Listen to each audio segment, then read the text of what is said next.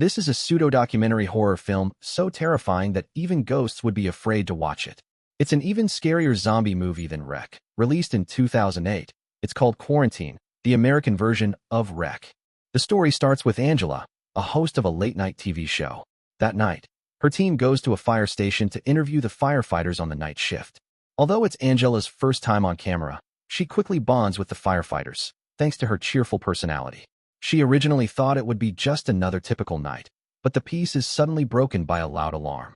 The firefighters rush to get ready, and Angela, of course, doesn't want to miss the opportunity for some exciting footage. She hops on the fire truck along with them. On their way to the scene, Angela is unusually excited, looking forward to the interview ahead. However, little did she know, this would be a one-way trip into hell. When they arrive, they notice police cars are already on the scene. It's at that moment Angela starts to realize things aren't as simple as she thought. The elderly man who called in the emergency leads them into an old apartment building where several people have gathered, clearly shaken. Then, a police officer comes downstairs, leading the group up while explaining the situation. Apparently, someone had heard screaming from an elderly woman's apartment on the second floor and, fearing for her safety, had called the police. Soon, everyone arrived at the door, only to find that it was locked from the inside, and there was no response when they knocked. The firefighters had no choice but to break the door down. As the door opened, they saw the elderly woman standing silently inside. However, when the police questioned her, she still didn't respond. As they cautiously stepped into the room, a dog suddenly ran out. As they got closer to the elderly woman, they realized that her mental state was deeply disturbed.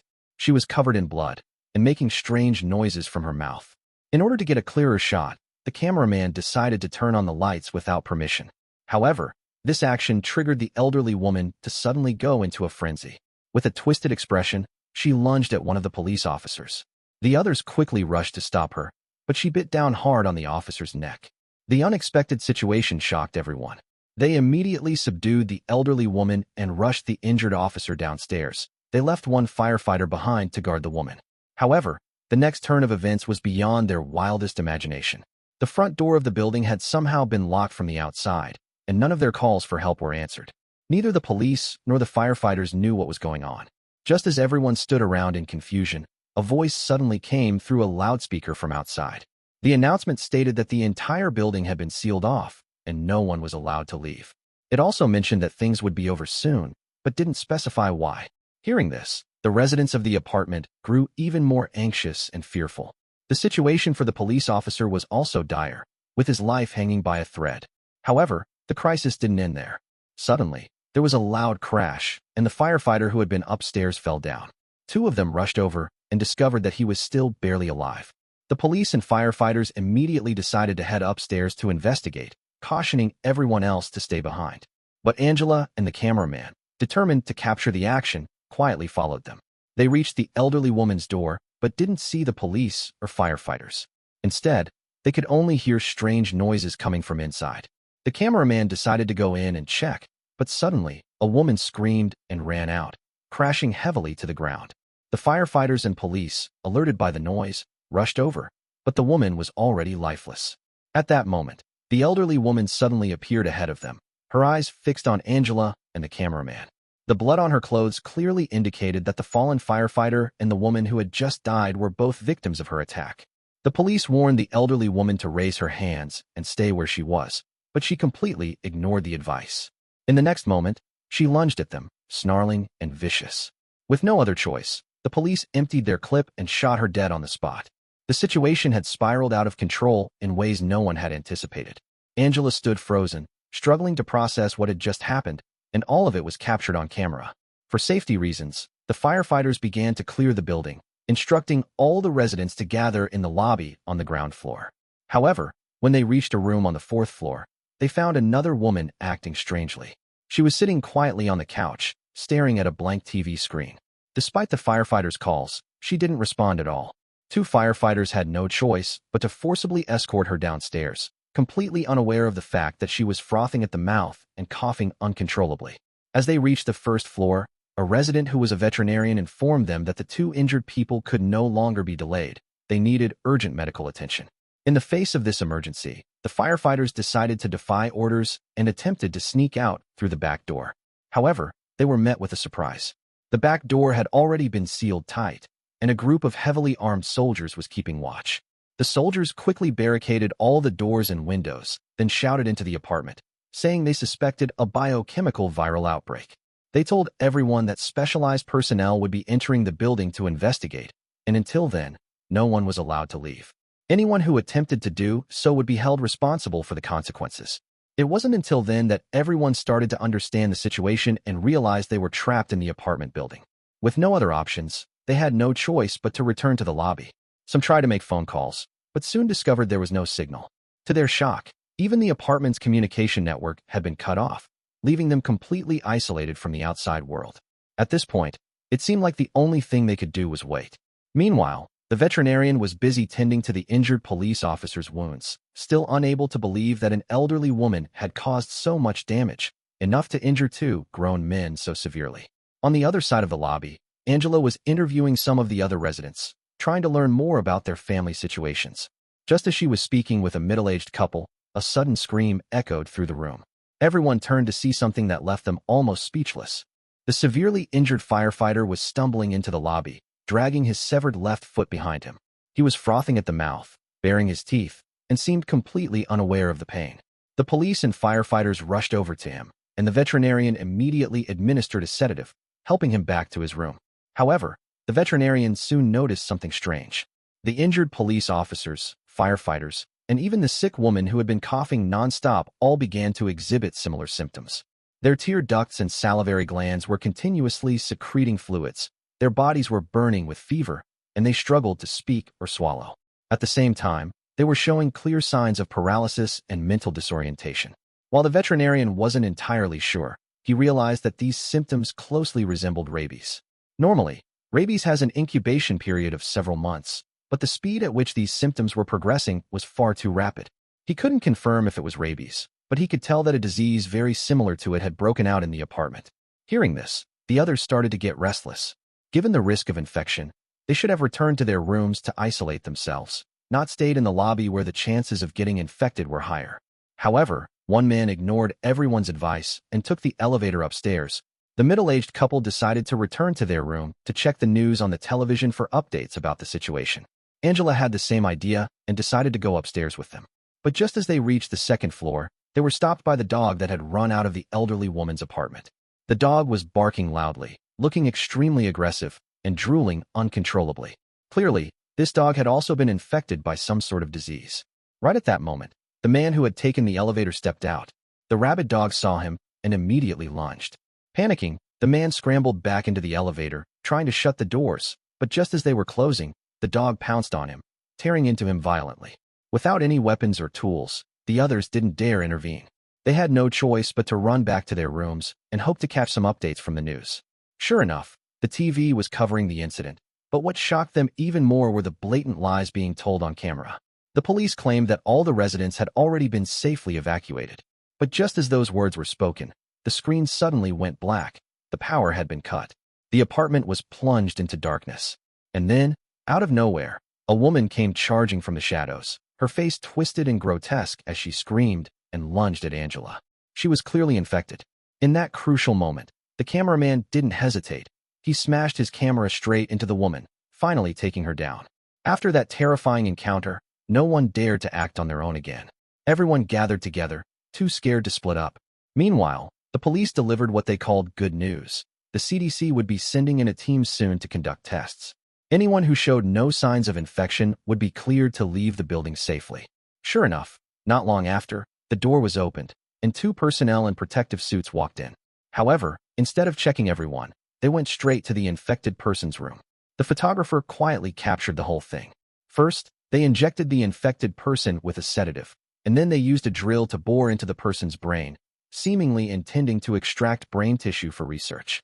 Unexpectedly, during the procedure, the infected person suddenly mutated and lunged at one of the personnel, attacking him wildly.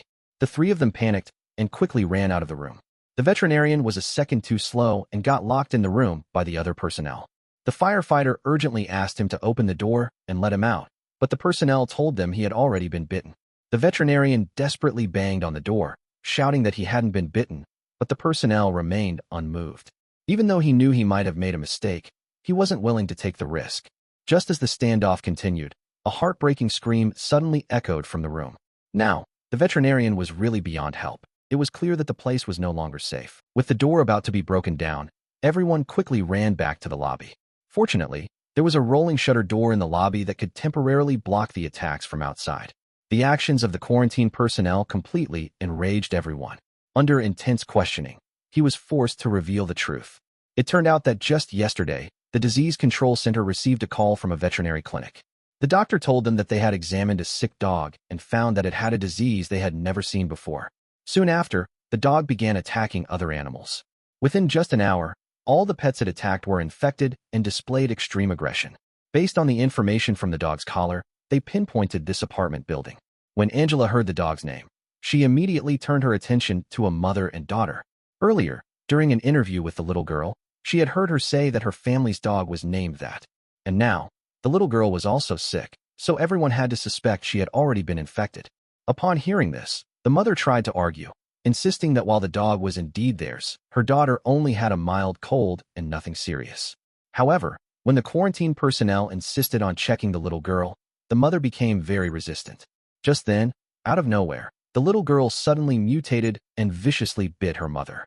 The people around froze, not daring to step forward.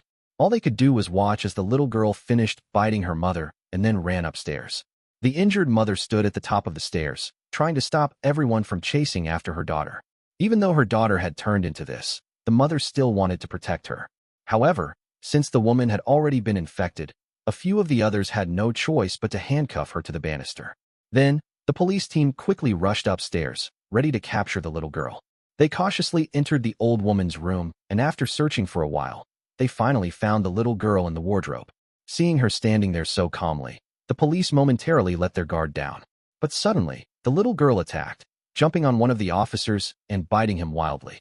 Realizing he had already been infected, the officer quickly called for everyone to retreat. As they ran downstairs, they found the residents in a panic, desperately fleeing upstairs. It turned out the infected people behind the rolling shutter were trying to break out. The firefighter tried to close the shutter again, but it was already too late. They had no choice but to run back upstairs. At the same time, the infected inside had all burst out, charging at the woman handcuffed to the banister. In that moment, the entire apartment building spiraled out of control. The remaining survivors quickly hid in a room, but before they could catch their breath, loud banging sounds started coming from the door. Things got even worse when the quarantine personnel was accidentally bitten during the escape. The firefighter had no choice but to isolate him. However, when they turned around, they found another woman had lost a finger to a bite. Her mutation was nearly inevitable, and she became the next threat. The woman's husband completely broke down. He opened the window and begged the people outside to let him leave. But before he could even finish his sentence, a bullet pierced his skull, ending his life. It was only then that everyone realized they were never going to be able to leave the apartment. Even if they weren't infected, snipers would take them out. In the midst of their despair, the old man suddenly thought of a way out. As the building's manager, he knew there was a manhole cover in the basement that connected to the sewer system. If they could make it through the sewer, they might have a chance to escape. However, they needed the basement key, and that key was in his room. Before the old man could finish speaking, one of the quarantine personnel in the room mutated, smashing through the glass and grabbing him. Angela tried to help, but couldn't do anything. She had no choice but to close the door and run. Now, only Angela, the firefighter, and the photographer were left alive in the apartment. Not knowing which floor the building manager lived on, they had no choice but to risk returning to the lobby on the first floor, hoping to find his information through the names on the mailboxes. Fortunately, the infected had already moved on, and the only thing left was the woman handcuffed to the banister, lying on the ground. They then found out from the mailbox that the building manager's room was on the third floor. Just as they were about to turn and leave, the woman lying on the ground suddenly mutated, blocking the staircase. So, they had no choice but to take the elevator.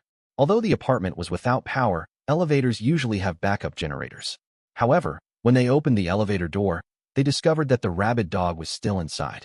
Without hesitation, the firefighter shot and killed the dog, and the three of them quickly jumped into the elevator.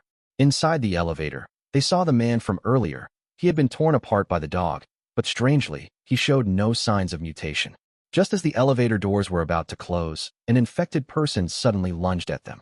Thankfully, the firefighter reacted quickly, knocking the infected person to the ground with a single blow. The elevator began to ascend, heading for the third floor. However, It stopped on the second floor. Before they could close the doors, an infected person heard the noise and came rushing in. The firefighter and the infected person engaged in a fierce struggle, while Angela took the opportunity to run out of the elevator. After a tough fight, the firefighter finally knocked the infected person down. Though the situation was dire, they didn't stop and were about to switch to the stairs. But just as they moved, Angela was tackled to the ground by another infected person chasing after her. The photographer and the firefighter rushed to help, trapping the infected person from both sides, and finally managed to take it down. Afterward, they made their way up to the third floor. The firefighter kicked open the door to the room, and Angela rushed in, quickly finding the key on the table. Their goal was now the basement. But when they opened the door, the mutated building manager suddenly tackled the firefighter. Before either of them could react, the firefighter was bitten. At the same time, the loud noise drew all the infected people from downstairs toward them. With no chance of making it to the basement anymore, the two had no choice but to run upstairs. They ran all the way to the top floor, only to find there was no escape ahead. The attic was their only option. After several attempts, Angela finally managed to open the attic door just before the infected caught up. They quickly hid inside the attic and waited until everything outside fell quiet, letting out a sigh of relief. Then, they began searching for an exit, but instead stumbled upon a hidden secret: a cage with white mice, an entire room full of experimental equipment, and various research materials. It was clear that some twisted scientist had been conducting horrific biological experiments, and this was likely the true source of the virus outbreak. Using the weak light from the camera, they continued to feel their way forward. Suddenly, a door fell from above, causing both of them to jump in alarm. The photographer decided to investigate, only to witness a horrifying scene. A creature appeared out of nowhere, smashing the camera's light, forcing the photographer to switch to night vision. At that moment, all they could think of was getting out of there as quickly as possible. But as they walked, the photographer spotted a strange figure. Something had just emerged from a room inside. The two of them crouched in place, not daring to make a sound. Angela, unable to see anything, was even more terrified. Luckily, the creature seemed unable to see them and walked right past. It was gaunt and deformed, most likely the twisted scientist responsible for all this. The photographer kept an eye on the creature's movements while signaling to Angela to move slowly. But in the pitch-black darkness, every step they took could make noise. Sure enough, their worst fear came true. The photographer accidentally bumped into a table, and the loud noise immediately drew the creature's attention. Then, the photographer's scream of agony echoed through the room, and the camera fell to the ground. At that moment, Angela's fear reached its peak. She cautiously moved the chair in front of her, then felt around until she found the fallen camera. But as soon as she aimed the lens forward, she saw the creature feeding on the photographer. Terrified, she accidentally made a noise. The creature immediately turned and charged at her, launching a frenzied attack. Her fate was sealed. The camera, lying on the floor, captured Angela's final moments of life.